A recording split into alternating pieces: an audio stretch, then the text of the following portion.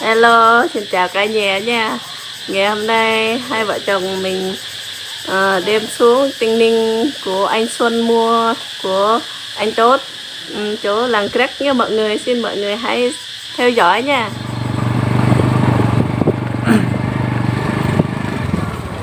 Vâng, thưa các bạn, chúng ta cùng đi nhá.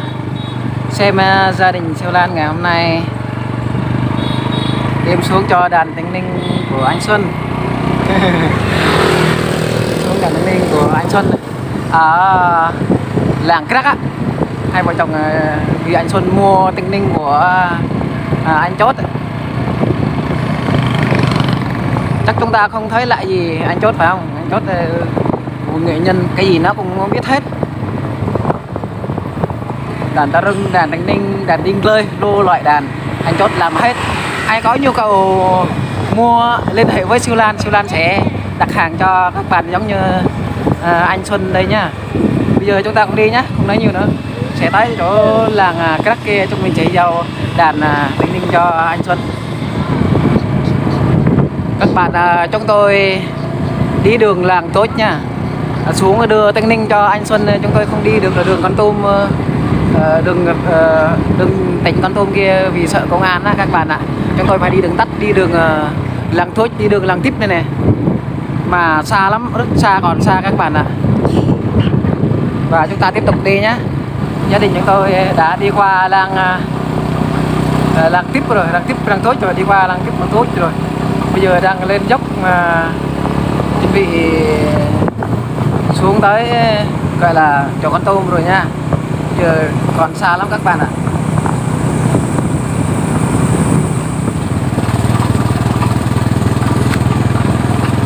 Đoạn đường toàn là cây đót các bạn ơi, toàn cây đót không ạ.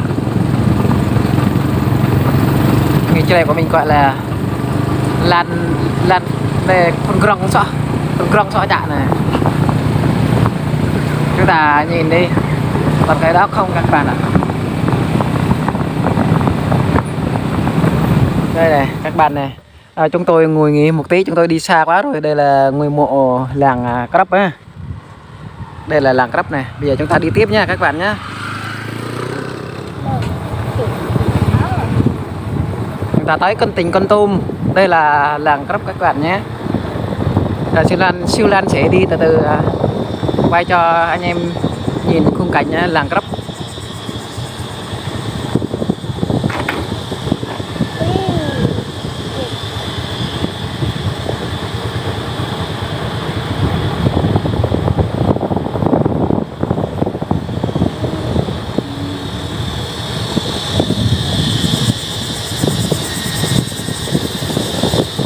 Đấy, đây là thuộc Con Tum.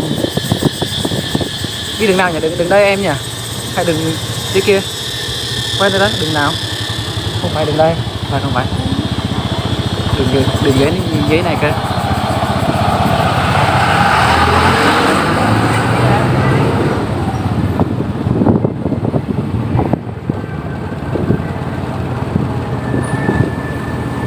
Siêu Lan phải cố gắng nhưng sức lực của mình, cho dù sức khỏe không được ổn định nhưng phải cố gắng đưa cho đàn ta rừng cho anh Xuân.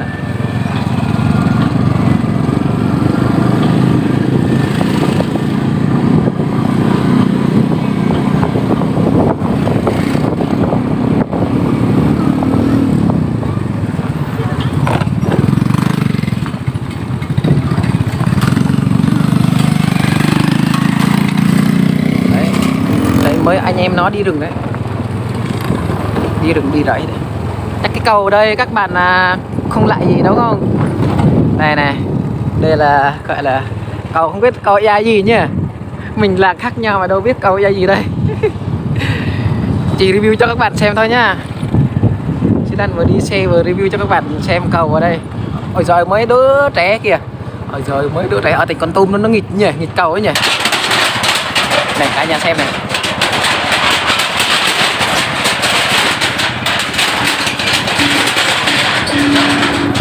Ui, cầu xa thế nhỉ.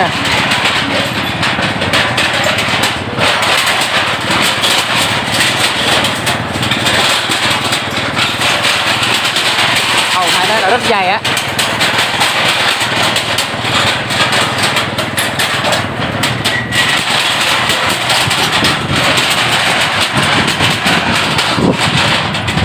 Ôi cầu dày quá. Một cầm một tay cầm xe để lái, còn một tay thì cầm để quay. Mới anh em coi kìa.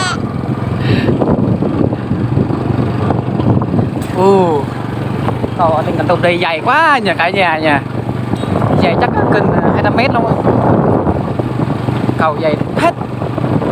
Bây giờ chúng ta sẽ tiếp tục hành trình xuống làng Crack nha các bạn nha.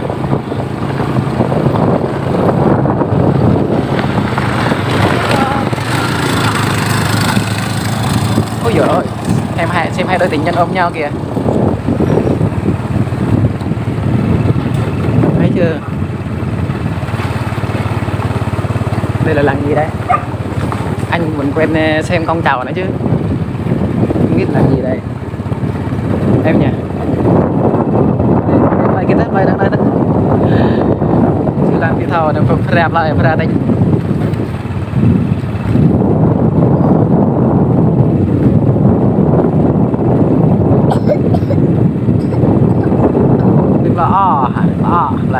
Là cái bên thầu cắn đấy là bên thầu tay ra là cái lên thầu nọ đấy, chắc không biết là gì đó, các bạn ạ.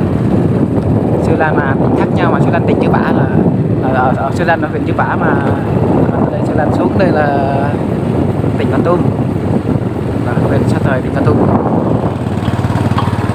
Rồi chúng ta tiếp tục đi nhá, nhưng Sư Lan sẽ đi chậm như thế này, review cho cả nhà xem khung cảnh ở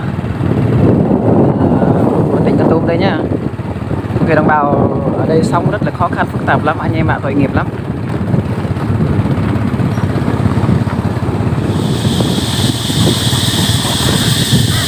Đây nhà rộng này, làng Lút, đây là làng Lút cả nhà. Đây này, để Sư Lan xuống tí, Sư Lan sẽ review cho cả nhà xem. Đây là làng Lút này. Này, thấy chưa? Tối nhỉ. Đấy, nhà đồng kia kìa, được gọi là làng Lút cả nhà. Để chúng ta đi tiếp nữa, còn xa đó. Làng Lút huyện Sa Thời, tỉnh Con Tum. Làm sao? Đường khó quá, đường khó quá. Ây da.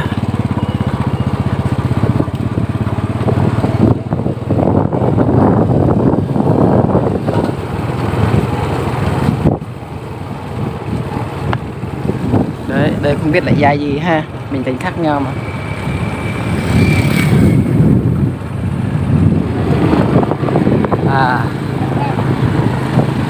Theo vợ của mình biết đây là làng Trang, Lai Trang đây, đây là làng Trang, nên Lai Trang ấy, đây làng Trang rồi đấy. Phải chị đó nói là làng Trang.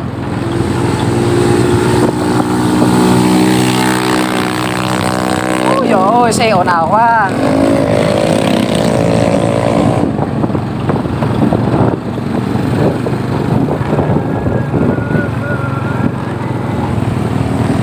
Đây, nhà rông của làng Trang đẹp hơn.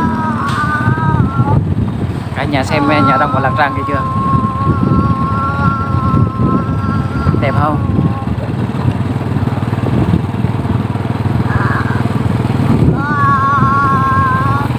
Hôm nay Sư Lan sẽ review cho cả nhà xem những khung cảnh từ làng Crắp tới làng Lút, làng Trang, làng gì đó tới làng Anh Xuân. Đây là làng O ha. Chưa hả? Chưa thấy làng O hả?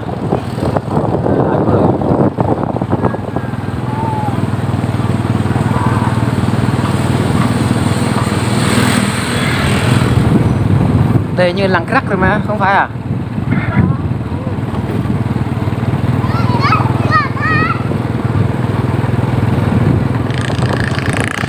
Ê, Trâm, nêm lại Crack ấy. Nêm lại Crack có? Ai? Và O ấy. Vâng, các bạn ơi, đây là vẫn là làng O ạ. Chứ phải làng Crack đâu. Chúng ta đi tiếp nha. Chắc đây làng Crack rồi. Ê, nêm lại nữa nữa. nè play crack rồi play crack play của Giang Xuân nữa nơi nha sang gì đi vị von chặt mi quá do nhờ đây là có nhà rè Tăng Ninh như này Tăng Ninh như này đi sang ở đây gì đi quá sang ở nước gì đi ở đây này Ivan nó con á này này cái này hả này này các bạn ơi các bạn mà siêu lan không biết nhà của anh Xuân bây giờ em nói dần siêu lan tới nhà anh Xuân nha, xin mời anh Xuân đang xem nhá, đón xem nhá. Ui xe này dập sậu khó thôi nha.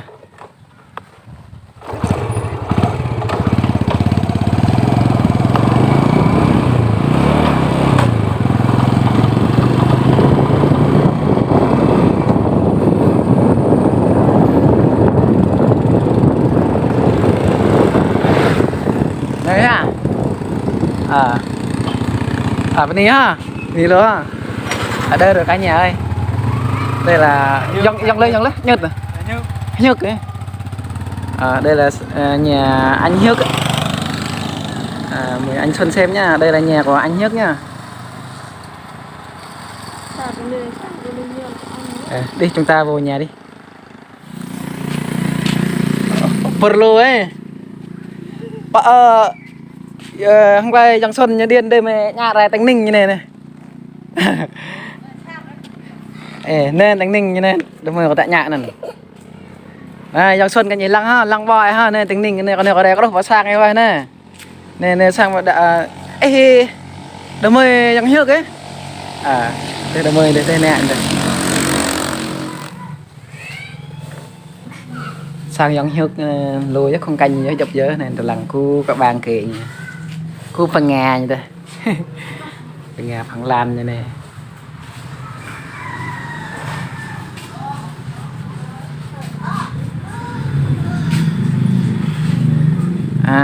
Giang Xuân lăng ạ.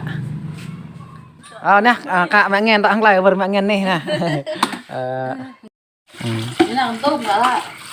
Phải nên mà có căng nhà đây chân còn vật lại mà các bạn biết không, cái nhà siêu lan mà từ Chư Pả xuống Con Tum đây là 2 tiếng rưỡi thôi nha.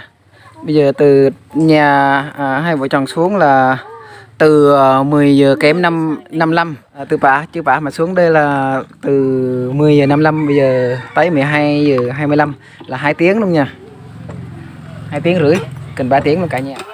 Chào mọi người nha. Mình đang ăn xoài này mọi người. Rồi nè. Rồi. Về đường xa quá, đầu quá. Có sang mà đây Giang Nhược là Nhược nữa trái xoài. Mấy người nhỏ. Đang người nhỏ. Nên Trái chưa to. quay về anh nhập rừng đi qua đi ha. Đây. Mọi người ơi. Xem mấy con cây xoài.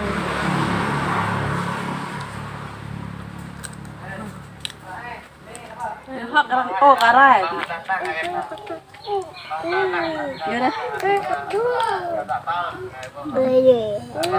Yang Xuân y tại nhập tầm y tại nhập tầm ai nên còn quay nhìn lại bỏ ai ha. Này lăng này này này. Bro mất đây. Yang hai lô khu dòng phép lang này cái phép lang này. Dập dòng phép lang. Đấy. Nhà của anh Xuân đấy. Giống mì nhiều nhỉ, này thấy chưa? Để khá đông giống mì luôn. Bây giờ lần tôi họ đi xỉ mà ta hai chân bị chân họ tao bị chân tại thế lần coi cái qua lần tiếp tôi lần này thế con tôm thôi con tôm thì ta đi màu bằng lệ thì giờ thằng cả nạp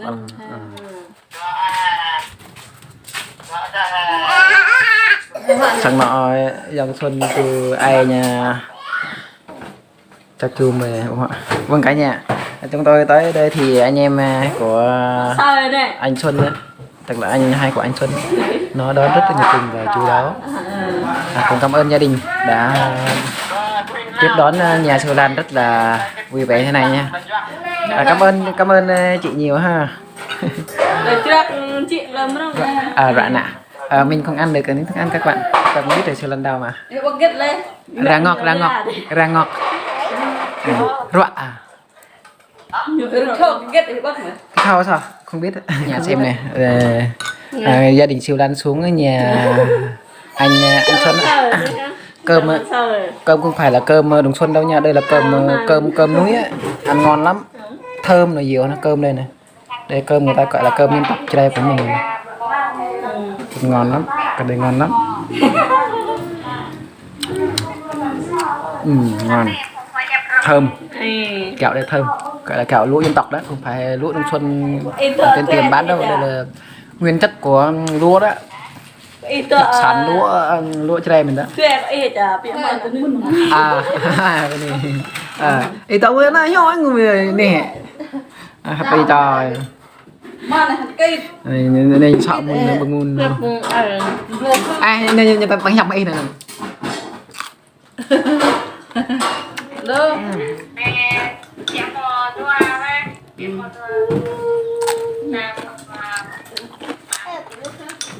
Biết đâu, vì họ biết. Khỏe quá. Làm kênh bọc Siêu Lan ha, Siêu Lan tại YouTube này, buộc hỏi đều 10 tháng gì. Yang Xuân, 10 tháng câu bắt lại đây rồi. Tăng 50 sang những châu tưng, bọc lại châu tưng. Vâng anh Xuân ơi, chắc lẽ là gia đình Siêu Lan sẽ đi chơi nhà Lạc Chốt nữa. Nên có nhập đâu đây không bòi nên.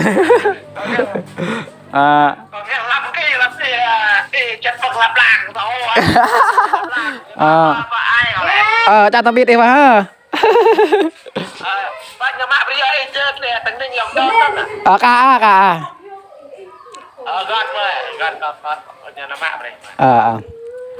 Tên.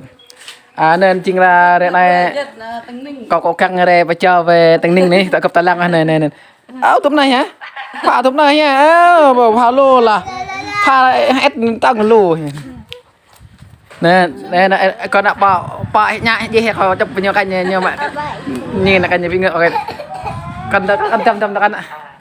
Nên pha như này nên Tây Ninh nữa mà cho Hà Xuân nên Tây Ninh đây. Nên nên ấy ngọt xe sọ bè nên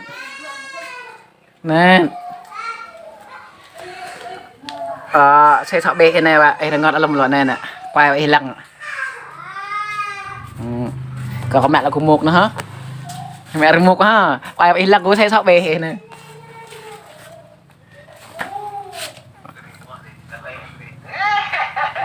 này xe sọ bè này nè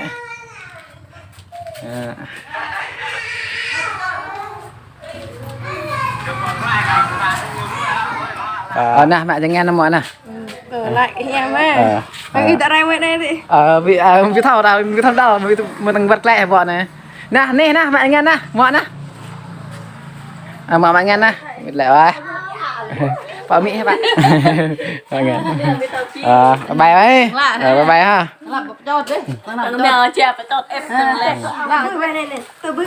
mẹ nghe nè cả mẹ nghe đi không lời vâng cả nhà ơi bây giờ đến lúc Siêu Lan phải chào tạm biệt. Hôm nay Siêu Lan xuống nhà anh Xuân đến cưới cho hàng của anh Xuân nó mua đàn tinh ninh của anh Chốt đấy. Giờ Siêu Lan phải đến lúc phải tạm dừng video clip tại đây. Các bạn thấy video thì nếu các bạn xem thấy hay thì các bạn nhớ ủng hộ bấm like và ai chưa quên xem mà quên đăng ký kênh và bấm đăng ký kênh với Siêu Lan luôn nhé. Và Siêu Lan xin chào tạm biệt và hẹn gặp lại các bạn nha. Bye bye.